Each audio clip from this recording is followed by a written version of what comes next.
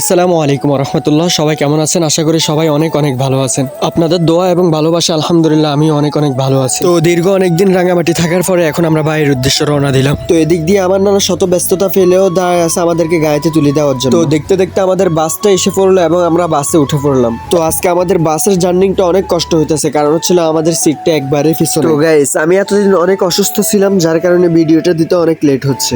ভিডিওটা ছিল 7 থেকে 5 দিন আগে। তো সবাই আমার জন্য দোয়া করবেন। তো আজকে পিছনের সিটে বসার কারণে পাহাড়ি রাস্তার সৌন্দর্যগুলো উপভোগ করতে পারিনি তেমন একটা। তো এদিক দিয়ে আমি বাসে ঘুমিয়ে পড়লাম। তো হঠাৎ করে ঘুম ভেঙে গেল এবং দেখতেছি যে আমরা চট্টগ্রাম এসে গেছি। তো এদিক দিয়ে দেখতে দেখতে আমরা চট্টগ্রাম বিএটিসি বাস কাউন্টারে এসে নেমে গেলাম। তো আমরা বাস কাউন্টারে নামার পরে আমরা প্রচুর ক্ষুধার্ত ছিলাম, যার কারণে একটা হোটেলে গিয়ে ভাত খেয়ে নিলাম। তো আমরা প্রচুর ক্ষুধার্ত থাকার কারণে খাওয়ার ভিডিওটা আর করিনি। তো আমরা খাওয়া দাওয়া শেষ করে আমরা আবারও বের হয়ে পড়লাম। আমরা এখন চলে যাচ্ছি আমাদের এক আন্টির বাসায়। তো আমরা রিক্সা থেকে নামার পরে আমরা অনেকক্ষণ যাবত দাঁড়িয়েছিলাম। তো আমরা অনেকক্ষণ যাবত দাঁড়িয়ে থাকার পর একটা গাড়ি আসলো, আমরা গাড়িতে উঠে পড়লাম। তো আমরা গাড়ি থেকে নামার পর আমরা একটা রিক্সা উঠে পড়লাম। রিক্সায় করে আমরা ডাইরেক্ট ওনাদের বাসায় চলে গেলাম। তো আমরা ওনাদের বাসায় যাওয়ার পর একটা বিষয় দেখে খুব অবাক হলাম, সেটা হচ্ছিল যে বিড়ালটা মানুষের মতো ঘুমাচ্ছে। তো আজকের ভিডিওটা এতটুক পর্যন্তই। সবাই ভালো থাকবেন, আল্লাহ হাফেজ।